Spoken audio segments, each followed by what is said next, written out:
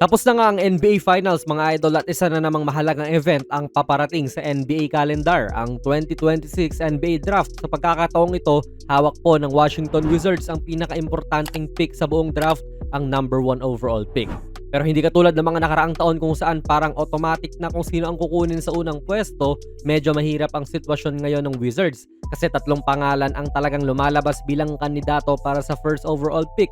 Nandyan si AJ Dybantsa, nandyan si Darren Peterson at nandyan din po si Cam Boozer. Kaya ang tanong, sino nga ba ang dapat piliin ng Washington? Simulan natin kay Cam Boozer. Sa tatlong prospects na ito, si Boozer marahil ang may pinakamataas na floor. Ang ibig sabihin niyan, siya ang player na parang pinakasigurado kang magiging magandang NBA career. Hindi siya iyong prospect na puro potential pa lang. Kitang-kita mo na kagad sa laro niya ang maturity pati basketball IQ. Hindi rin siguro aksidente yon dahil anak siya ng dating NBA All-Star na si Carlos Boozer. Noong naglaro siya sa Duke, nagpakita kagad siya ng kakayahang mag-score sa loob, kumuha ng rebounds at gumawa ng tamang mga decisions sa opensa.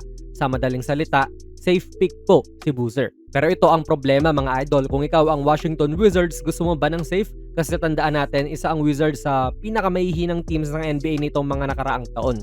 Hindi sila naghahanap ng solid starter. Hindi sila naghahanap ng role player lang. Ang kailangan nila ay franchise superstar. Yung klaseng player na kayang baguhin ang direksyon ng buong organisasyon. At dito na pumapasok si Darren Peterson. Sa tingin ko mga idol, si Peterson ang pinakamagaling na shot creator sa draft na ito. Kaya niyang gumawa ng sarili niyang tira kahit mahigpit ang depensa. Kaya niyang maglaro bilang lead guard.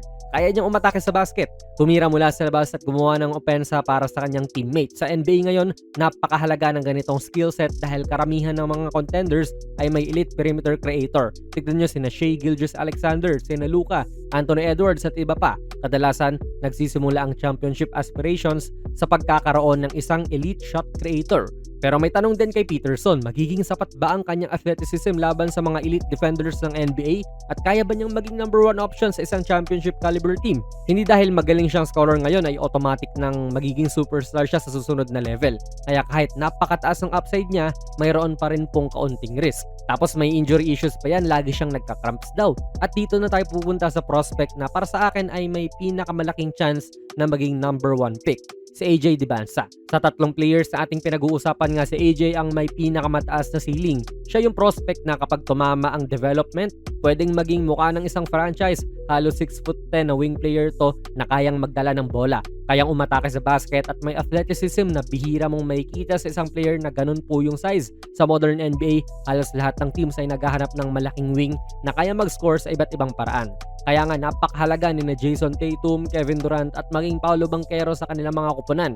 Ang mas gusto ko kay AJ, bagay na bagay siya sa timeline ng Wizards. Mayroon na silang Alex Sarr, mayroon pa silang Bilal Coulibaly, mayroon na rin silang iba pang mga batang manlalaro na pwedeng i-develop. Ang kulang na lang nila ay yung alpha scorer, yung player na pwedeng maging sentro ng kanilang rebuild. At para sa akin, si AJ Dybantsa ang may pinakamalaking chance na maging ganong klaseng player. Ngayon, hindi ko sinasabing mas magiging mahusay siya kaysa kina Darren Peterson o Boozer sa draft kasi walang kasiguraduhan talaga. Ilang beses na nating nakita na may mga prospect na hindi inaasahan na naging superstar habang may mga top prospects naman na hindi umabot sa expectations.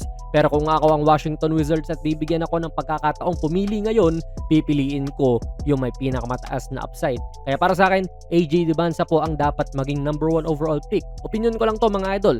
Pero gusto ko marinig yung sa inyo. Kung kayo yung general manager ng Washington Wizards, sino yung kukunin nyo? Si AJ Dybantsa ba na may napakataas na ceiling? Si Darren Peterson na arguably pinakamahusay na shot creator ng draft? O si Cam Boozer na pinaka-safe na prospect sa tatlo? Ilagay nyo lang po ang inyong mga komento sa ating comment section. Kung nagustuhan nyo po ang ating video ay pakipindot na lang idol ng like button, mag-subscribe ka na rin sa ating channel. And ako nga pala si Jonas PB and as always, hanggang sa muli.